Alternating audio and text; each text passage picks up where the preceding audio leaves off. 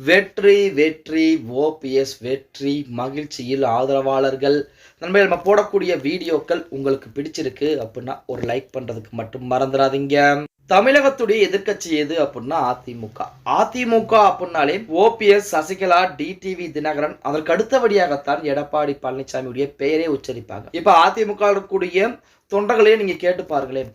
அதிமுகவில் முக்கியமான தலைவர்கள் யார் யார் அப்படின்னா எம்ஜிஆர், ஜெயலலிதா, சசிகலா, ஓபிஎஸ், அதுக்கு அடுத்தபடியாகத்தான் நமது எடப்பாடி பழனிசாமி லிஸ்ட்லேயே வருவார். ஏன்னா அரசியல் அனுபவத்திலும் சரி, அதே போல பாத்தீங்கன்னா மற்ற பதவிகளிலும் சரி முன்னிலை இருந்தவர் தான் நமது அண்ணன் ஓபிஎஸ். அப்படிப்பட்ட ஓபிஎஸ் தற்போது அதிமுகவிற்கு வெளியே இருக்கிறார்.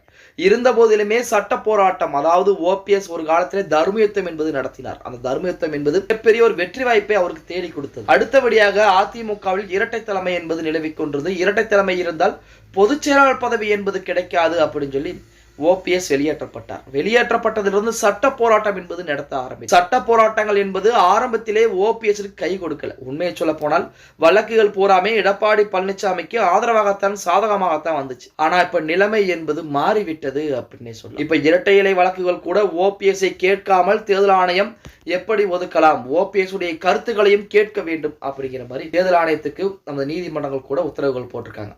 அதன் அடிப்படையில் தான் ஓபிஎஸ், புகழேந்தி போன்றவர்களுடைய எழுத்துப்பூர்வமான வாதங்களையும் நமது தேர்தல் ஆணையம் வாங்கியிருக்கிறாங்க. அதுக்குரிய முடிவுகள் இந்த வாரம், இந்த மாச இறுதிக்குள்ளாகவே கண்டிப்பாக வெளியிடப்படும் அப்படிங்கிற மாதிரி தகவல் என்பது வெளியாகி கொண்டிருக்கிறது. இப்படிப்பட்ட ஒரு சூழ்நிலையில் அதிமுகவில் ஓபிஎஸ் அவர்களுக்கு பார்த்தீங்கன்னா அடுத்தடுத்து வெற்றிகள் என்பது கிடைக்க போகிறது. அதுவுமே நீதிமன்றத்தின் மூலமாக வழக்குகளில் இருந்து வெற்றிகள் என்பது கிடைக்க போகிறது. அதிமுகவுடைய பொதுக்குழு வழக்கு பிளஸ் இரட்டை இலை சின்ன வழக்கு, இரண்டு வழக்குகளுமே நமது ஓபிஎஸ் அவர்களுக்கு சாதகமாகத்தான் அமைய போகிறது அப்படிங்கிற மாதிரி செய்திகள் என்பது ஓபிஎஸ் தரப்புடைய வழக்கறிஞர்களின் சார்பாக சொல்லப்பட்டுக் கொண்டு அன்றைய தினம் தேர்தல் ஆணையத்துக்கு ஓபிஎஸ் உடன் வழக்கறிஞரிடம் போயிருந்தாங்க.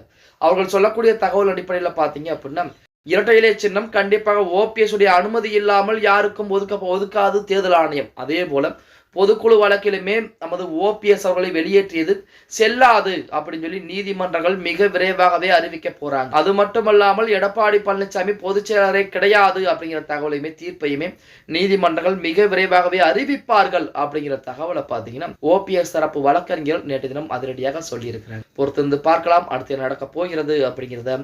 ஓகே கைஸ், வீடியோ பிடிச்சிருந்தா மறக்காம ஒரு லைக் பண்ணி விட்டுருங்க. அப்படி இந்த வீடியோ ஃப்ரெண்ட்ஸ் அண்ட் ஃபேமிலிக்கும் ஒரு ஷேர் பண்ண மறந்துடாதீங்க.